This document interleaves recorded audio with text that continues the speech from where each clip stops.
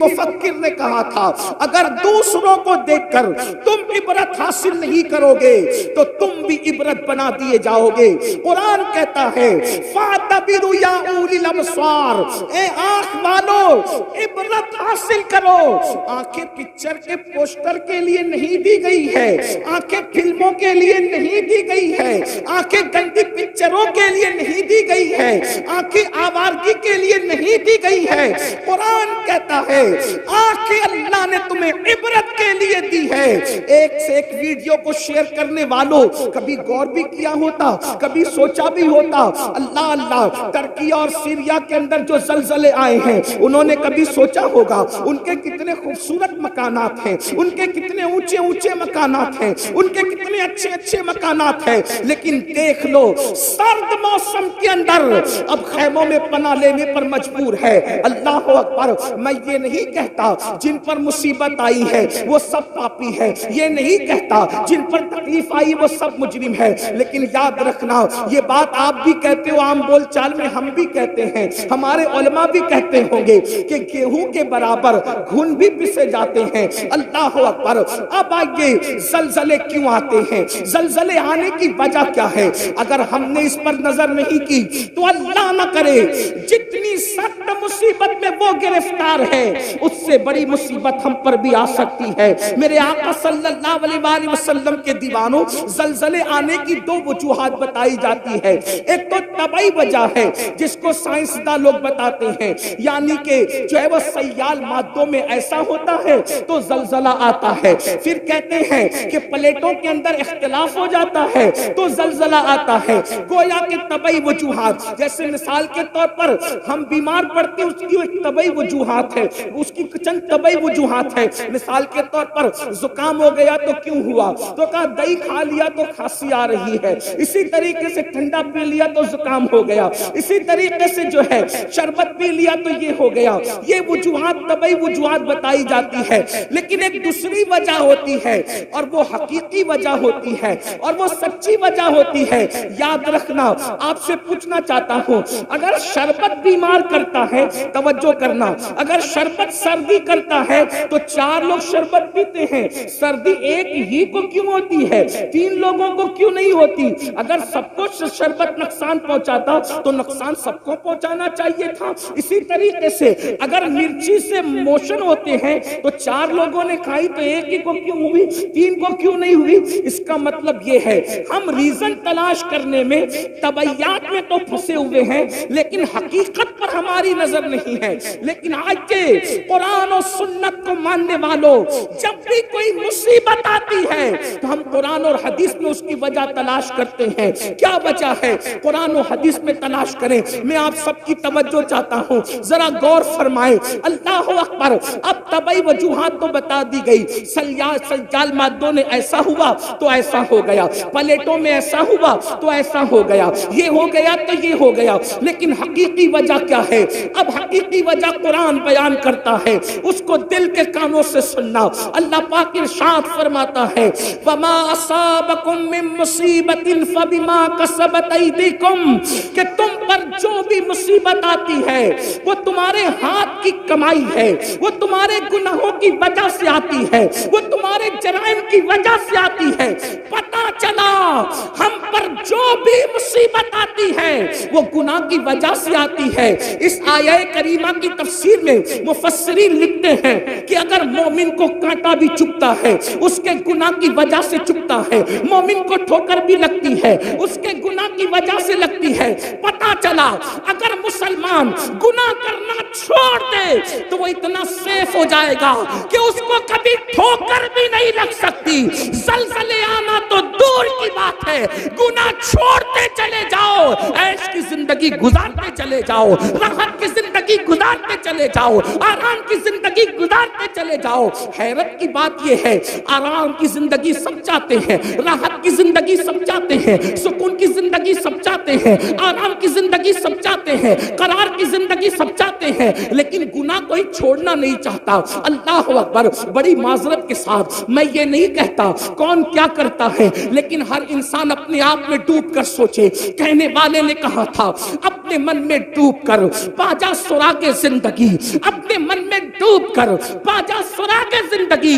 تو اگر میرا نہیں بنتا نہ بن, اپنا تو بن. مسلمانوں ہم اپنے تو بن جائیں. اپنے آپ میں ڈوب کر سوچو میں کیا کرتا ہوں. توجہ کرنا, یہ محفل تو کیا کرتا ہے اس کی نہیں ہے, یہ محفل خود احتسابی کی محفل ہے. یہ ہمارے علماء کی پشت پناہی میں یہ جو فقیر قادری عرض کر رہا ہے, آج ہم یہ نہیں کہیں گے تو کیا کر رہا ہے, کون کیا کر رہا ہے.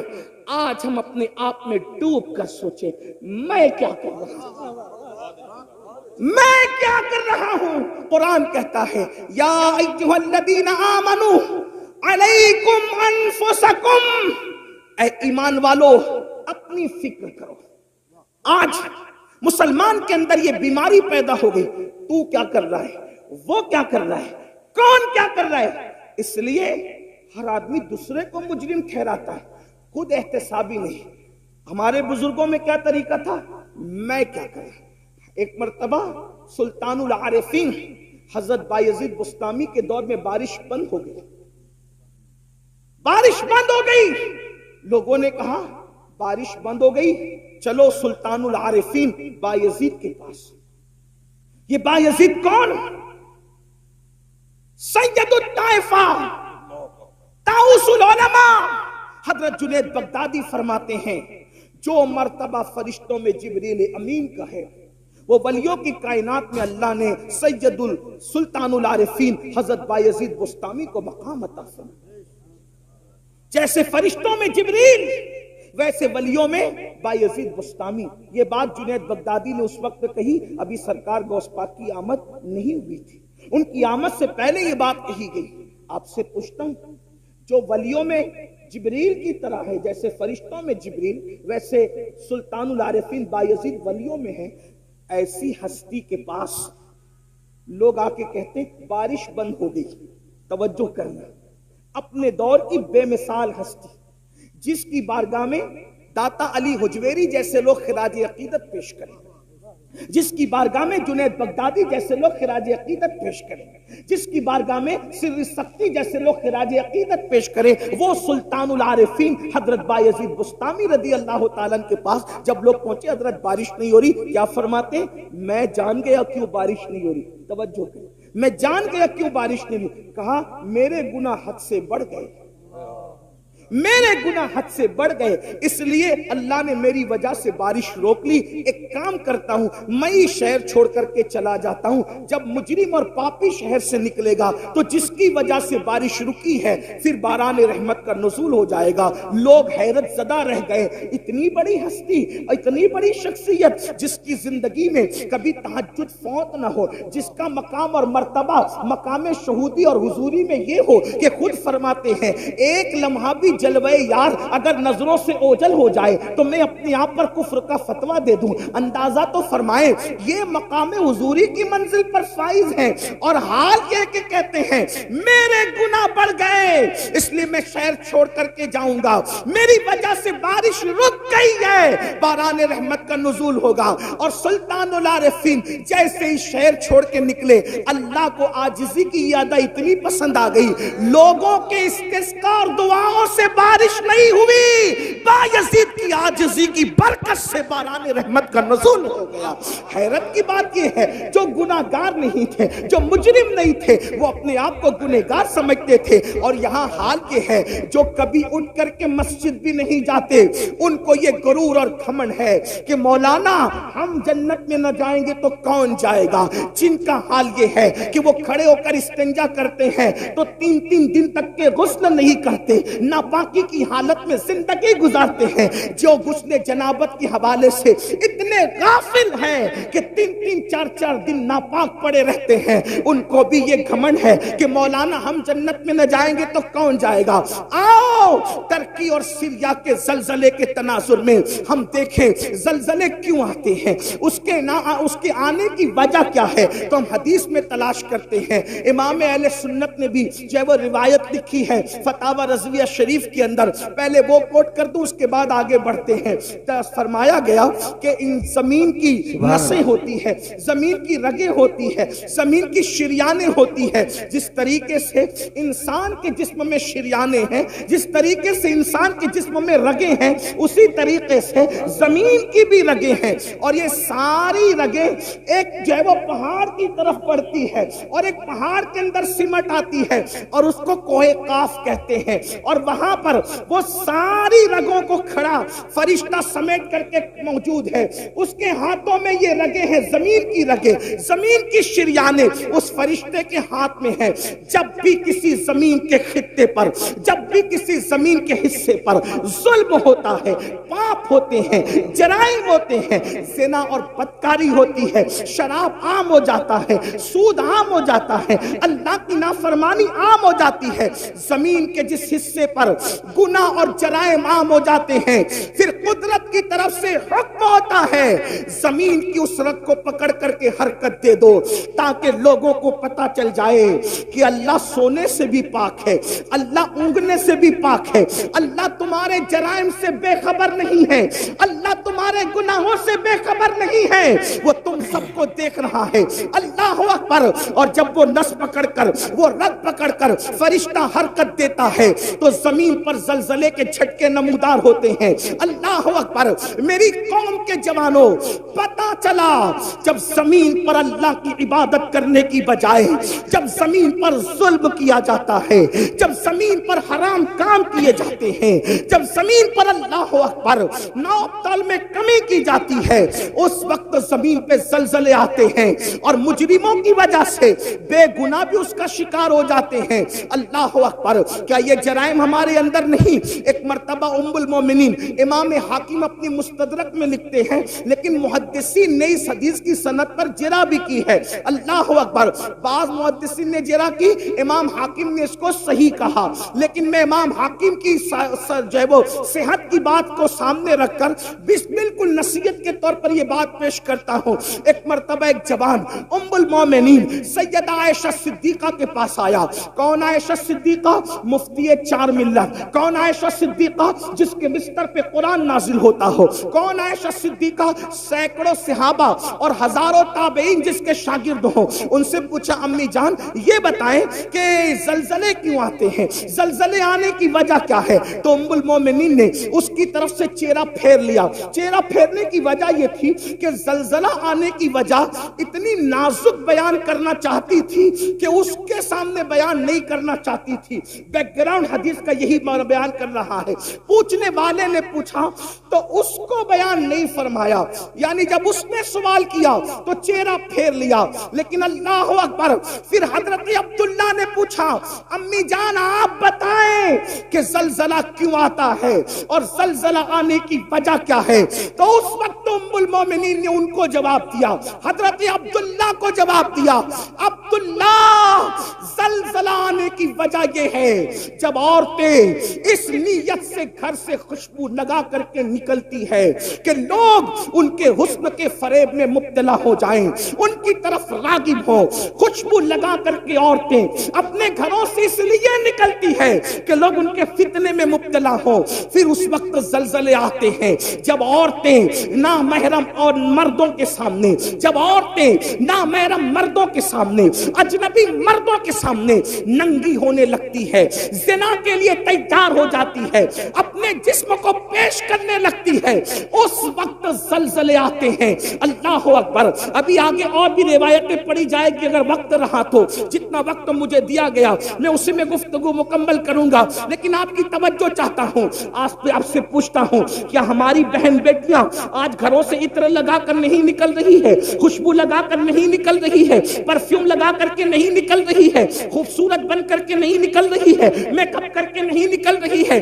آج اللہ اکبر مسلمانوں کا حال یہ ہو گیا، شادی کے موقع پر صرف چہرے بنانے کے لیے بیوٹی پارلروں میں جتنا خرچ ہوتا ہے اگر اس کا اندازہ لگایا جائے تو لاکھوں روپے صرف بیوٹی پارلر کی نظر ہو جاتے ہیں. میں پوچھنا چاہتا ہوں مسلمانوں، صرف داڑھی رکھنے سے ہم نجات نہیں پا سکتے، صرف 5 وقت کی نماز بھی ہمیں نجات کے سائل تک نہیں نہیں پہنچا سکتی، سروں پر ٹوپیاں رکھنا بھی ہمیں نجات تک نہیں پہنچا سکتا۔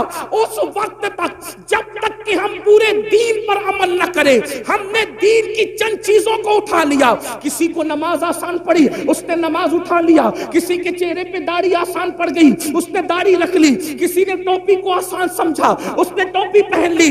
یاد رکھنا، دین کو رسومات بنانے والوں، یہ رسمی عبادت نجات کے سائل تک نہ لے جائے گی۔ میرے نبی نے فرمایا وَالْعَاقِبَةُ لِلْمُتَّقِينَ، نعرہ تکبیر، آخرت صرف پرہیزگاروں کے لیے ہے، آخرت متقیوں کے لیے ہے۔ بلکہ یہاں تک فرمایا جو لوگوں کے سامنے ٹوپیاں پہنے، نمازیں پڑھے، روزے رکھے، نیک عمل کرے، اور جو تنہائی کے اندر پاپ اور گناہ کرے، اللہ ان کی عبادتوں کو ان کے منہ پہ مار دے گا۔ خدا کو ایسی عبادتوں کی کوئی حاجت نہیں ہے، میرا اللہ حاجت اور ضرورت سے پاک ہے، اسے کسی کی عبادت کی ضرورت نہیں ہے، وہ بے نیاز ہے۔ مسلمانوں بتاؤ تو صحیح، اللہ اکبر، ہماری بیٹیاں بیوٹی پارلروں میں جائیں، ہماری بیٹیاں خوشبو لگائیں، ہماری بیٹیاں اجنبی مردوں کے سامنے ننگی ہو جائیں۔ اب کچھ لوگ سوچتے ہوں گے کہ یہ مولوی یہ بات کیوں کر رہا ہے کہ بیٹیاں ننگی ہو جائیں۔ میں کہتا ہوں صرف کپڑا اتارنا ہی ننگا پن نہیں ہے۔ اگر دوسری حدیث پر نظر ڈالیں تو ذرا اپنے آپ میں ڈوب کے سوچیں کہ کتنوں کی بیٹیاں ننگی ہیں۔ بڑی معذرت کے ساتھ، سفید ریش میرے بزرگ علماء بھی بیٹھے ہیں، ان کا ادب بھی میرے سامنے ہے، لیکن اگر انجیکشن نہ لگائیں، آپریٹ نہ کریں، آپریشن نہ کریں تو یہ قوم ہمیں ملتی کہاں ہے؟ جب ہم ممبر پہ نہ بولیں تو کہاں بولیں؟ لوگ کہتے ہیں اتنی اوپن تقریر نہیں ہونا چاہیے۔ میں نے کہا جب لوگ اوپن گناہ کر رہے ہیں تو اوپن اصلاح کرنے کا ہمیں حق نہیں؟ جو قوم گناہ کرنے میں اوپن ہو گئی تو کیا ہم اس قوم کو آئینہ نہیں بتا سکتے؟ اور اللہ نیتوں کو جانتا ہے، فحش بات کرنے کی ہماری عادت نہیں، اللہ نیتوں کو جانتا ہے۔ لعنت اللہ علی الکاذبین، جو جھوٹ بولے اس پہ لعنت ہے۔ ہمیں شوق نہیں یہ بات کرنے کی، لیکن آپ سے پوچھتا ہوں، آپ اگر یہ سوچتے ہیں ام المومنین نے کہا مردوں کے سامنے عورتیں ننگی ہوگی، زلزلے آئے، عورتیں ننگی نہ ہو رہی۔ ایک حدیث میں اللہ کے رسول علیہ السلام نے فرمایا قیامت کے قریب عورتیں کپڑے پہن کے بھی ننگی ہوگی۔ تو صحابہ نے پوچھا آقا کپڑے پہن کے ننگی ہونے کا کیا مطلب ہے؟ وہ فرمایا اتنے باریک اور پتلے پتلے کپڑے پہنے گی کہ کپڑے پہن کر بھی ان کا جسم نظر آئے گا، اتنے تنگ اور چست پہنے گی کہ مفہوم ہے کہ جسم کا نشیب و فراز دکھے گا۔ تو یہ بھی تو ننگے پن کی، کپڑا پہن کر بھی ننگی ہے۔ مردوں کو اس کا کوئی خیال نہیں۔ ایک باپ جب جمعہ کی محفل میں مسجد کے اندر یہ خطاب سنتا ہے تو کہتا ہے مولوی لوگ پرانے خیال کے لوگ ہیں۔ مولوی پرانے خیال کا نہیں ہے، ہم دین کے پابند ہیں۔ لوگوں کو اگر ترقی کرنا ہے تو لوگ آگے جائیں، اور مسلمان کو اگر ترقی کرنا ہے تو وہ پیچھے نبی کے قدموں میں آئے۔ سبحان اللہ۔ ہمیں کل بھی ترقی ملی تھی تو قدم ناز مصطفیٰ کے صدقے میں ملی تھی، اور اگر آج بھی ترقی ملے گی تو نبی کے قدموں میں ملے گی۔ لوگ کہتے ہیں نبی کے قدموں میں کیا رکھا ہے؟ میں کہتا ہوں جب ماں کے قدموں میں جنت ہے تو نبی کے قدموں میں کیا رکھا ہے اس کا اندازہ آپ خود ہی لگا سکتے ہیں۔ نعرہ تکبیر، نعرہ قدموں میں جو ہے غیر کا منہ کیا دیکھے، کون نظروں پہ چڑھے دیکھ کے تلوار کے۔ ایک بھائی اپنی بہن پہ کنٹرول نہیں کر سکتا، ایک باپ اپنی بیٹی پہ کنٹرول نہیں کر سکتا، ایک شوہر اپنی بیوی پہ کنٹرول نہیں کر سکتا۔ اگر کنٹرول نہیں کر سکتے تو دل کے کانوں سے سن لو، اپنی نماز، اپنے روزے، اپنے حج، اپنے صدقات، اپنے عمرہ پر گھمنڈ کرنے والوں، اگر اپنے گھر کی عورتوں کو کنٹرول نہیں کرتے تو اللہ نے جنت کے دروازے پہ لکھ دیا ہے کہ جنت دیوسوں کے لیے حرام ہے، حرام۔ جنت دیوسوں کے لیے حرام ہے۔ صحابہ نے پوچھا آقا دیوس کون ہے؟ تو اللہ کے رسول علیہ السلام نے فرمایا جس کے گھر کی عورتیں بدی میں مبتلا ہوں اور وہ مرد معلوم ہونے کے بعد ان کو نہ روکے، جو عورتیں بازاروں میں بے پردہ جائیں اور وہ مرد معلوم ہونے کے باوجود ان کو نہ روکے، ایسے مرد دیوس ہے، دیوس۔ اللہ نہ ان کا فرض قبول کرتا ہے، نہ ان کا نفل قبول کرتا ہے، نہ ان کی دعائیں قبول کرتا ہے، نہ ان کی نمازیں قبول کرتا ہے۔ میرے پیارے آقا علیہ السلام کے پیارے دیوانوں، ام المومنین فرماتی ہے پہلی وجہ تو یہ ہے۔ دوسری وجہ، جب ناپ تول میں کمی کی جائے گی تو زلزلے آئیں گے۔ ام المومنین، ناپ تول میں کمی۔ اب ناپ تول میں کمی پر بہت اچھی تشریح کی ہے حکیم الامت حضرت علامہ مفتی احمد یار خان نعیمی رحمت اللہ علیہ۔ ناپ تول میں کمی پر ہمارا دماغ یہیں آ کے اٹک جاتا ہے کہ سبزی ناپ تول ہوا، سبزی میں ناپ تول ہوئی تو کسی نے کمی کر دی تو زلزلہ آئے گا۔ یہ بھی ہے، اس کا تو انکار ہی نہیں، تو سب سمجھ گئے۔ ناپ تول میں کمی کا کیا مطلب؟ اللہ قرآن مقدس میں فرماتا ہے ناپ تول میں کمی نہ کرو، وَلَا تُخْسِرُوا الْمِيزَانَ، سبحان اللہ۔ ناپ تول میں کمی نہ کرو، اس میں خسارہ نہ کرو، اس میں کمی نہ کرو۔ کیا مطلب؟ ناپ تول میں کمی نہ کرنے کے کئی معنی ہے۔ ایک معنی یہی تو بات ہے، جب غالب اور اقبال کے کلام کے اتنے معنی نکل سکتے ہیں تو پھر مصطفیٰ جان رحمت کی حدیث کے اس کے کتنے معنی نکل سکتے ہیں؟ اسی کو تو میرے امام کہتے ہیں نا، میں نثار تیرے کلام پر ملی یوں تو کس کو زبان نہیں، وہ سخن ہے جس میں سخن نہ ہو، وہ بیاں ہے جس کا بیاں نہیں، اور فصحا عرب کے بڑے بڑے تیرے آگے یوں ہے دبے لچے، کوئی جانے منہ میں زبان نہیں بلکہ جسم میں جان نہیں۔ حدیث کی تشریح ہو رہی ہے حکیم الامت کی زبانی، اور میں اس کو بطور مفہوم پیش کروں۔ ناپ تول میں کمی ہوتی ہے تو زلزلے آتے ہیں۔ تو ناپ تول میں کمی کا ایک مطلب تو یہ ہوا کہ ہم سبزی بیچ رہے ہوں، دودھ بیچ رہے ہوں وغیرہ وغیرہ، جو ناپ کے اس میں کمی نہ کرو۔ اب ناپ تول میں کمی کا ایک معنی یہ بھی ہے کہ کسی کا ہم پہ حق نکلتا ہے تو ہم تو اس کو مانگتے ہیں، لیکن جب ہم پر نکلتا ہے تو اس کو نہیں دیتے۔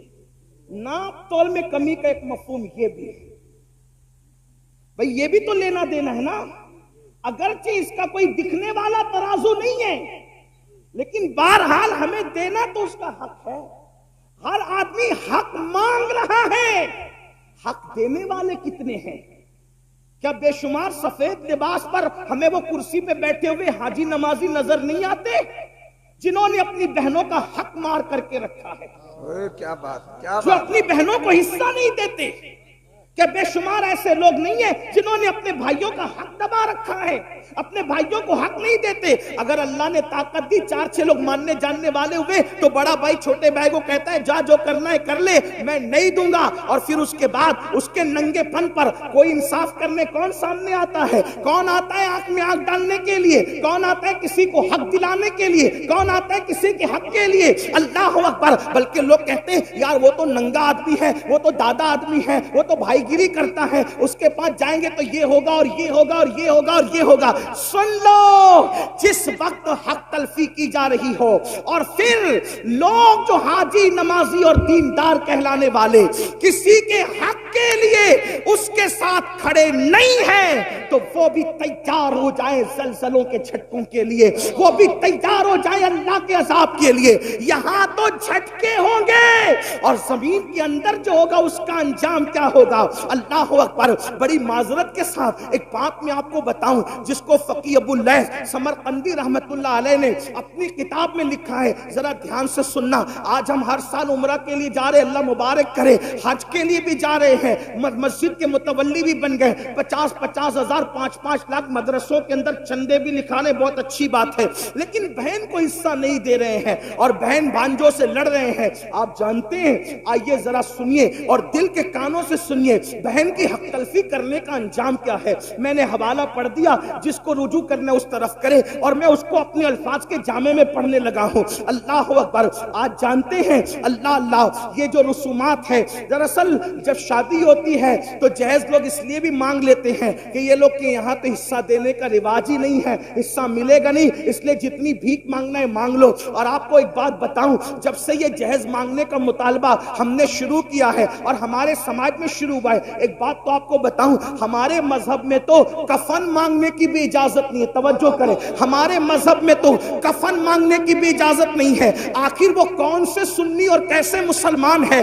کہ جو جہیز مانگنے کے لیے نکلے ہیں؟ ہمارے مذہب کا حال تو یہ ہے، اگر ایک چادر پرانی گھر میں پڑی ہوئی ہے اور اللہ اکبر باپ مر گیا ہے تو اسلامی غیرت کہتی ہے 3 مسنون کفن کی ضرورت نہیں ہے۔ اگر ایک ہی پرانی چادر تیرے پاس موجود ہے تو اپنی غیرت کا سودا کسی کے دروازے پہ مت کرنا، ایک ہی چادر میں لپیٹ کر غیرت کے ساتھ اپنے باپ کو دفن کر دینا۔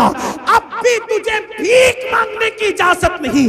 جس مذہب میں باپ کے کفن کے لیے بھیک مانگنے کی اجازت نہ ہو، ایک کپڑا موجود ہوتے ہوئے، کفایت کا کپڑا موجود ہوتے ہوئے، اس مذہب کے اندر آخر جہیز مانگنے کی اجازت کیسے ہو سکتی ہے؟ اس مذہب کے اندر کار مانگنے کی اجازت کیسے ہو سکتی ہے؟ اس مذہب کے اندر اللہ اکبر بائک مانگنے کی اجازت کیسے ہو سکتی ہے؟ اور یاد رکھنا، آج لوگ کہتے ہیں مولانا مسلمانوں کی بیٹیاں غیروں کے ساتھ بھاگ رہی ہے۔ آج لوگ کہتے ہیں مولانا مسلمانوں کی بیٹیاں غیروں کے ساتھ بھاگ رہی ہے، مسلمانوں کی بیٹیاں لوجوں میں بک رہی ہے، مسلمانوں کی بیٹیاں سگنلوں پہ برقع پہن کے بھیک مانگ رہی ہے۔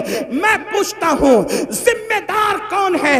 بڑی معذرت کے ساتھ جویا کہ غیرت مند مسلمانوں، اگر تمہارے دلوں میں عشق مصطفیٰ ہے، اگر تمہارے دلوں میں محبت رسول ہے، اگر تمہارے دلوں میں الفت رسول ہے، اس عشق مصطفیٰ کا واسطہ دے کر پوچھنا چاہتا ہوں، بیٹیاں لوجوں میں کیوں بک رہی ہے؟ بیٹیاں سگنلوں پہ بھیک کیوں مانگ رہی ہے؟ بیٹیاں مرتد کیوں ہو رہی ہے؟ اوروں کا ہاتھ پکڑ کر کیوں جا رہی ہے؟ ذمہ دار کون ہے؟ کیا وہ بیٹی جس نے کسی کا ہاتھ تھام لیا صرف وہ ذمہ دار ہے؟ نہیں نہیں، بلکہ ذمہ دار ہم سب ہیں، ذمہ دار پورا معاشرہ ہے۔ اس کی وجہ